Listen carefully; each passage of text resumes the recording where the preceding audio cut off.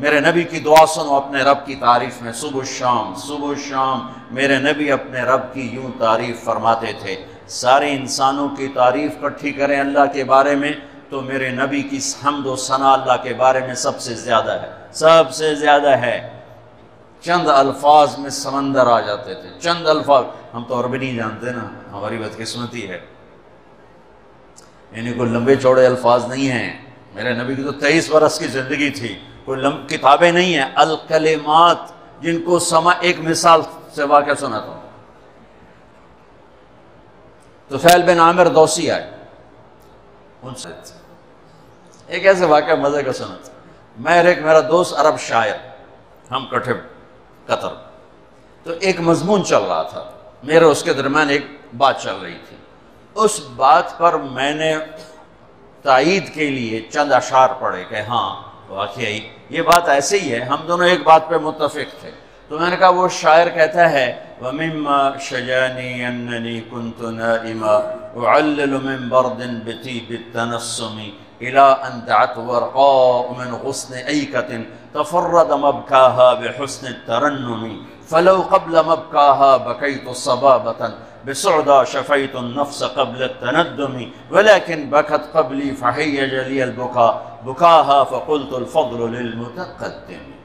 کتنا لمبا چوڑا کلام ہے۔ وہ کہنے کہ تم جو عجمی ہو نا تم لمبی بات کرتے ہو، لسی پانی ٹھوکی جاندے ہو، اور ہم جو عرب ہیں ہم 2 لفظوں میں بات ختم کرتے ہیں کہ یہ جو تم نے مضمون اتنا لمبا چوڑا بیان کیا ہے یہ 2 اشعار میں آ جاتا ہے، صرف 2 اشعار میں۔ نقل فؤادك حيث شئت من الهوى ما الحب الا للحبيب الاول كم منزل في الارض يألفه الفتى وحنينه ابدا لاول منزل۔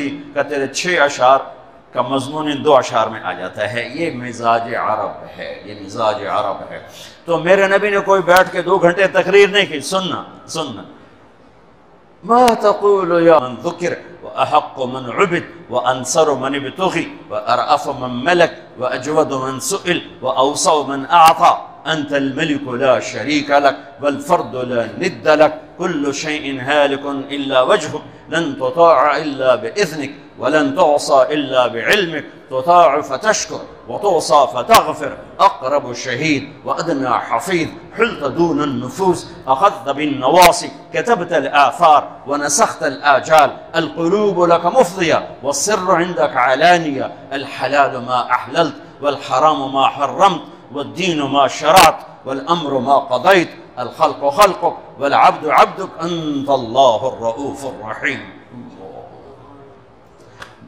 اب اس کو ترجمہ تو نہیں سمجھ میں آئے گا لیکن ردم تو اچھا لگ رہا ہوگا۔ کیا ردم ہے، کیا موسیقی ہے، کیا موسیقی ہے۔ اے اللہ پوری دھرتی میں تیرے سوا کوئی نہیں جس سے میں یاد کروں، تیرے سوا کوئی نہیں جس کے آگے سر جھکاؤں، تیرے سوا کوئی نہیں جس کے آگے جھولی پھیلاؤں، ہاتھ پھیلاؤں، تیرے سوا کوئی نہیں جو کھل کے دے اور دیتے ہوئے خوش ہو، تیرے سوا کوئی نہیں جو ندا اور صدا اور پکار پر حاضر ہو۔